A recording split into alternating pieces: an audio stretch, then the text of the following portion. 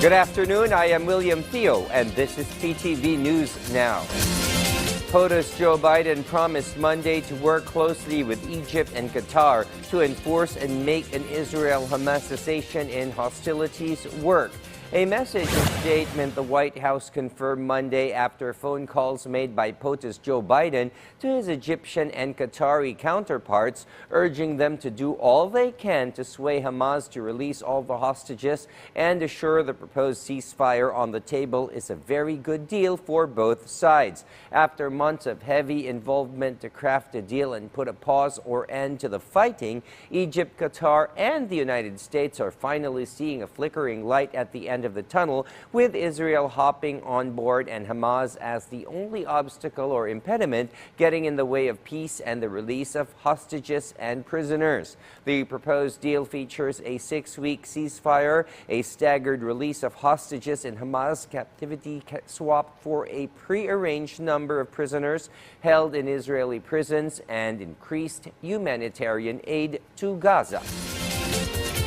Meanwhile, inflation and immigration are turning out to be top issues voters care about as the November presidential elections loom closer. Little wonder POTUS Joe Biden took time out to talk with Mexican President Andres Manuel Lopez Obrador yesterday over the phone to discuss heightened efforts and cooperations in stemming the inflow of arriving migrants seeking to cross over from Mexico to the United States. In a joint statement released earlier, both presidents came to a consensus how to effectively manage hemispheric immigration and strengthen operation efficiency at the border. The immigration issue may well be U.S. President Joe Biden's Achilles heel with voters unless he can demonstrably show a dramatic decline in illegal migrant crossings, which reached its peak of 250,000 in the month of December last year. In addition, over 6 million illegal migrants have managed to make it inside the United States via the southern border since he took office. Greatly, however, the numbers have since dropped at the beginning of the new year thanks to stepped-up enforcement efforts by Mexico on their side of the border. Human Rights Watch released archives on the 1994 genocide perpetrated by the Hutus against the Tutsis that reveal rights defenders sending warnings that could have saved lives had they had not been ignored. 30 years after, civil society groups are training more advocates to protect and safeguard human rights in a much safer environment and on a more enlightened citizenry. VOA's Sinao toured reports from the capital, Kigali. At the Kagogo Catholic Schools in Kigali, Pascal Serrano checks on the progress of some children he helped get back into the classroom. He says many resorted to the streets because of neglect. We have been able to put 76 street kids back into school between January and April this year, and the number will keep increasing. We are committed to keeping children in schools and will continue to push them. Through advocacy, Serrano successfully pushed for a policy that bans children from being on the streets during school hours. He was trained as a youth advocate by a civil society organization in Rwanda called Citizen Rights and Development. The program teaches young people about human rights like education and health and provides routine training on new policies. The organization says it has about 5,000 youth volunteers across the country. So what they do is to work with their constituency and identify human rights issues, and then they advocate on these issues in collaboration with representatives of the constituency. Experts say Africa has significant human rights gaps, including access to basic services. But advocates like Serrano are bridging these gaps through advocacy. Another important role of defenders is preventing mass atrocities, according to advocacy group Human Rights Watch. The group says failure to heed to warnings from defenders in the early 1990s led to the 1994 genocide against Tutsis in Rwanda.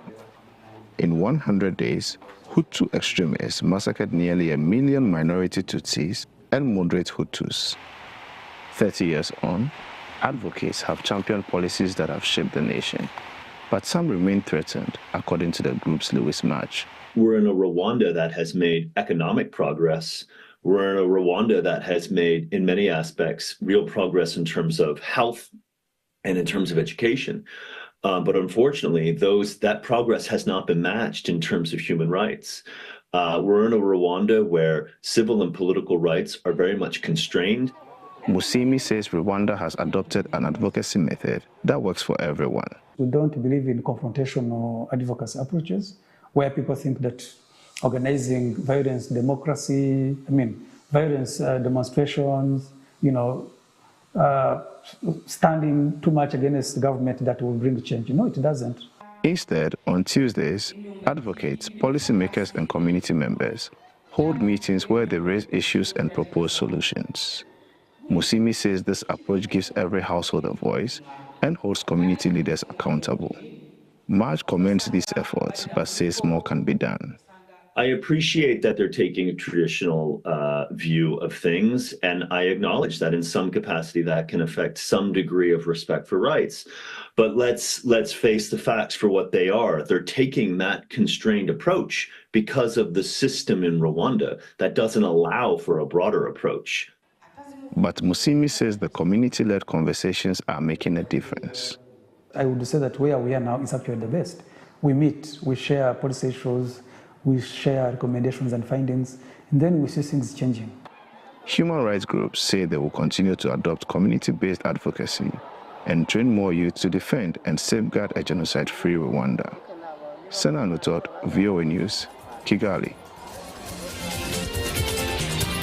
So that's a wrap for this afternoon show. Join us again tomorrow, same time, same place on your remote or browser. And never forget to stay informed, be kind, and give thanks while you catch the news right here. William Theo for PTV's News Now.